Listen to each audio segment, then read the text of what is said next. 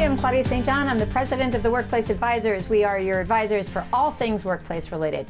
We just found out today that the Department of Labor has reissued their standards for what is considered a minimum salary threshold in order to be considered exempt from being eligible for overtime pay.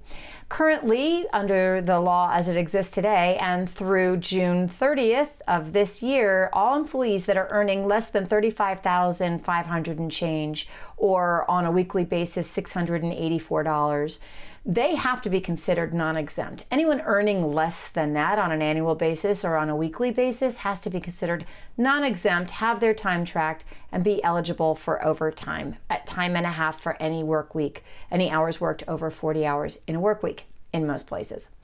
That minimum salary, we just learned today, is going up July 1st to $43,888 or weekly pay of $844. So what that means is, as of July 1st, anybody earning less than approximately $44,000 and is considered exempt will have to either be reclassified or have their pay adjusted accordingly.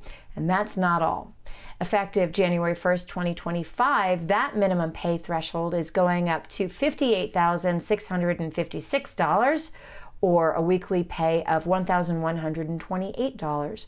So just shy of $59,000. Anybody earning less than that and considered exempt will either have to be reclassified or have their pay adjusted. In addition, the Department of Labor has issued that they are going to update these minimum salary thresholds every 3 years going forward so that they don't require such a dramatic increase as they are adjusting right now.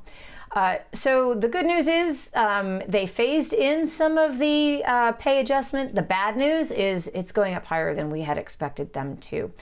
An important thing to consider, a lot of our clients think that whether or not an employee is considered exempt or non-exempt is an issue of discretion that they get to make. It's a choice that they get to make. In fact, that's not true. It is very clear under the law and under many court decisions that the rules over how and why to consider an employee exempt are not discretionary. They are spelled out not only in law, but also in case law. For those of you, you need to remember that this is just the minimum salary threshold in order to be considered exempt from overtime. There are also a whole set of duties that have to be satisfied in order for somebody to be considered exempt. We call them the standard exemptions. And if you want to know whether or not an individual should be considered exempt or not exempt under the law for overtime, they must satisfy not only the salary minimum, but they also must satisfy the duty requirements.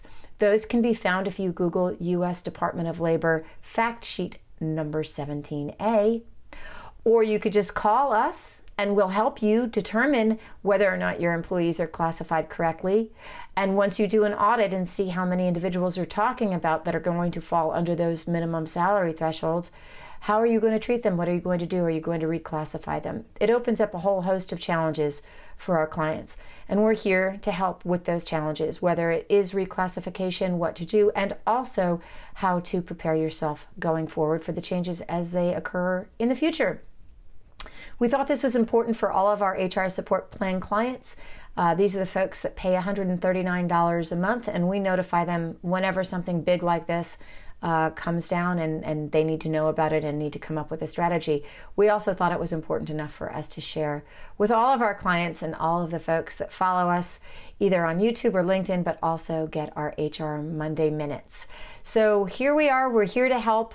This is big news, and we're here to help. Just remember, July 1st is right around the corner. So now is a good time to start coming up with a strategy on how you're going to adjust accordingly.